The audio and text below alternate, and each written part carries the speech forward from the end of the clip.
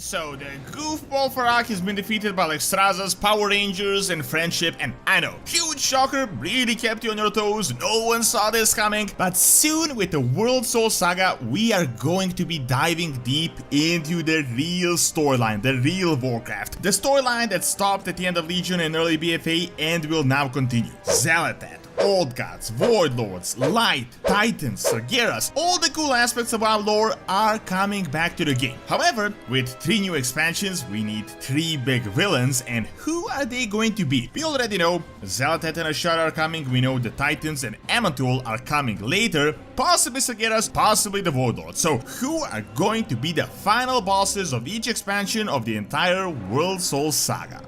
With 10.2 out, U.GG now just got an amazing update where you can check out all the builds from the Team Echo roster to see what they're working with. Now, U.GG is a super straightforward website where you can look at all the best and up-to-date builds for your class, for anything from Mythic Plus to PvP. You can check out tier lists to see what are the currently best performing classes, from healers to DPS to tanks. Of course, this isn't just some random guy's opinion that is writing this. All of this is based on hard data from the very best of WoW players that is constantly updated and compared with each other. Personally, I've been playing a Fury Warrior all my WoW career, and as you can see, I can find the best performing builds for a Fury Warrior, most optimal gear, best in slot, gems, enchants, trinkets, all with a single click of a button and a super straightforward UI. So make sure to click my link in the description below, check out U.GG and optimize your performance for 10.2 completely free. Before we dive into the juicy bits of the lore, let's unpack a game-changing concept Blizzard has been brewing for the past 2 years that you need to keep in mind in case you missed it. The era of isolated big bads is over, expansions are now seamless transitions, a continuous storyline evolving beyond merely defeating one mega villain. The World Soul Saga perfectly embodies that shift. Now, don't get me wrong, final bosses are still a thing, expansions obviously need to have a final boss or a final raid. It is just that expansions no longer focus on defeating one big bad like back in Wrath and Cataclysm, and then we defeat them, we go on to something completely different, and on and on. It is just not sustainable long term. So the concept that they presented in the World Soul Saga is pretty much exactly what they have been talking about for the past like 2 years. Expect one true final boss of Warcraft, which is going to happen in the Last Titan, and more than likely might even be the Last Titan. We'll get to this in a bit. However, we should technically have at least 2 major bosses for the War Within and WoW Midnight. So instead of trying to frame it as one big evil character we need to defeat to save the world from evil, just see it as a villain we need to go through to progress towards the true big bad we should be seeing in a few years. Now, seeing that the expansion was announced like 3 weeks ago, I know, predicting the next 5 years might sound exactly like crystal ball gazing, but we've got more than just speculation, and we've got some things we can work with here. From books to character depth and foreshadowing since Legion, Blizzard has really laid down the groundwork for what is to come in this saga. First of all, it is important to note that Blizzard has actually outlined the expansion, so we have a pretty good general idea what is going to happen, and these expansions didn't come out of nowhere. I mean, actually they've been foreshadowing it pretty much since Legion. So it starts with us reaching the World Soul, near the Awakening underground with Xal'atath and the Void, then we get the invasion through the Sunwell and Quotalas, where we get the ultimate Void versus Light battle we've been waiting on since forever. Keep in mind, the Void invasion is obvious, the expansion is called Midnight, but this also implies that the Light together with the Naru and the Army of the Light are going to be coming in this expansion as well. Then after that, things will spiral out of control to quote Chris Metzen. The Titans will arrive in Ulduar and it will all culminate and we will uncover a vast conspiracy. So, I know, quite a bit to unpack here, but let us simplify it and let's start from the beginning, which is the War Within. Azeroth's Awakening has been hinted at for years, and those Dragon Isles just popping out of the blue, not a coincidence. Denizens are having visions, and it is more than just the World Soul, it is a grand plan orchestrated by none other than Xal'atath herself, dating back to Legion when she observed our every move and everything we did. In a recent interview for a German website, Blizzard confirmed that Xal'atath is not an old god, cheered when the old gods were defeated, is older than the old gods, and serves the Void directly. Now, about the old gods, previously they were believed to be just mere weapons of the Void Lords. Blizzard has recently hinted at a shift in plans. Old gods might not be serving the Void Lords anymore. Now, in Dragonflight, we got this prophecy.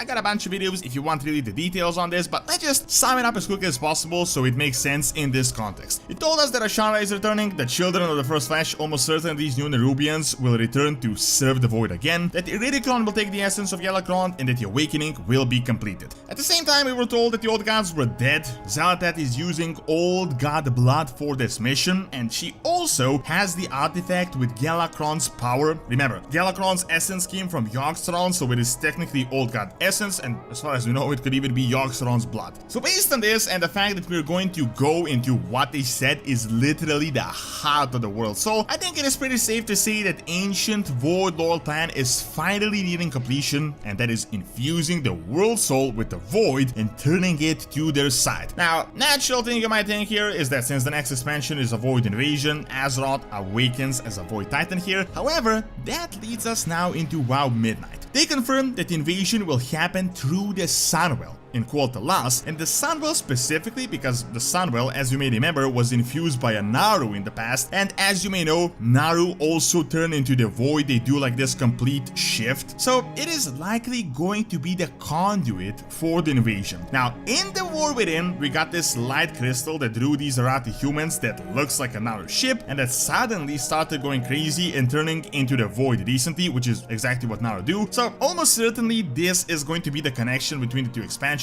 Naru, Sunwell, light crystals. Now this is when things get good. Here is the thing. Once the Void invades, the light army will show up to fight against the Void, and then Chris Metzen said things will spiral wildly out of control, which will draw in the Titans. My best guess here is that the Awakening of Azeroth is imminent until the last expansion, so it is constantly going to be in the background. Azeroth is not actually going to awaken. It just makes sense. It is almost impossible that Azeroth will awaken in the first expansion. As far as we know, that is like a game over for our planet. Plus, I mean, the saga is called the World Soul. This finale is supposed to happen at the end of the World Soul Saga. I honestly doubt we will wrap up the World Soul in the first part. So the logic is this. All cosmological powers want Azeroth for themselves. The Void almost seizes it in War Within, but the light intervenes. In Midnight, it is a full-blown war with the Titans preferring destruction over Azeroth succumbing to the Void. We've seen this with Elgon the Observer. They come back at the end of WoW Midnight. We are now caught in the crossfire. Titans, Void, Light, all fighting for our World Soul. It is a realization that none of these cosmic entities care one bit for us mortals. They're all vying to turn the World Soul to their side, unveiling the conspiracy that has been foreshadowed.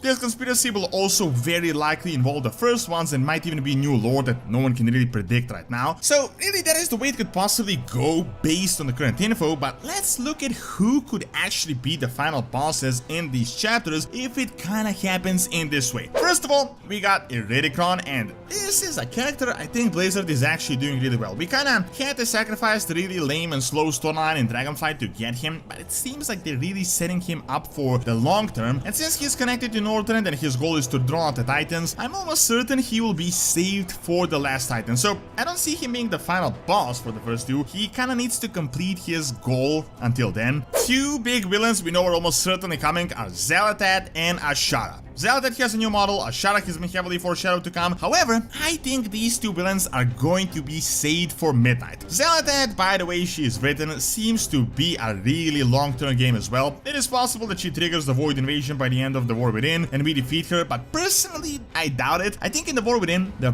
boss might be some sort of a brand new character. We will fight the Nerubian Queen, but honestly I don't think she'll be the final boss. Azshara could potentially show up here as well. We're on an island, the Naga are generally on islands, although since she's an elf, they talked about elves uniting in Midnight. I think this is a storyline for later. However, it is possible that she ends up being the main bad guy here. I know, you may be thinking, I mean, we already fought Azshara as a boss in the past, but remember, she is now coming full-on Void empowered, as Blizzard said, from the Whale of the Void, so this is going to be like Azshara on Void steroids. What is also possible in War Within is that we could fight an old god, super long story here to really explain the logic, but yeah, old gods are sorta dead. They said it is not an old god expansion. However, death is super complicated in WoW. We got Xal'atath fiddling with old god blood, potentially Yashira's blood, so I could see something going on like crazy here, maybe like Yashira's being resurrected. However, personally, I don't think the war within will have some sort of a huge big bad. Might be like a filler villain, very similar to Fyrakk. I think this is just when the story is going to start to heat up, and then the big things will be happening in the last two expansions. Now, in Midnight, I think things are really going to start culminating. So this could be when we actually fight Xal'atath, as it seems like we will deal with the Void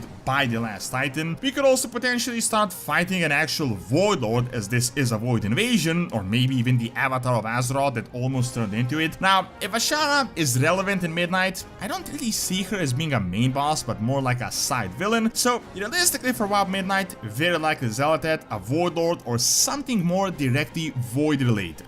However, for the last Titan, things are going to start getting really good. So the initial obvious conclusion is, well, the Titan Pantheon and Aman'thul in particular, because in the recent in-game book they started slowly foreshadowing him as the bad guy that isn't exactly a friend of life, and they also started painting Eonar as good and related to Lune, which seems to be our friend. So I could see the Pantheon breaking up in the fanatical side, that could be a thing, and we might even fight Aman'thul as the last Titan, and all of this could culminate in Azeroth Ultimate Awakening, and this is how the saga will end. Other than this, we got the Ridicron saved for this expansion, but let's be real, I don't think he's going to be the final boss. He just isn't of that caliber. I could see him more as like a Medivh type figure in the background in this entire thing. However, on the other hand, we have a really interesting thing the community has noticed. So technically, we got the Sword of Sargeras as the focal point of the start of the saga, and it could possibly be the end as well. When Chris Metzen was asked when are we getting rid of it, he said in time, friend. Now, check this out. Sargeras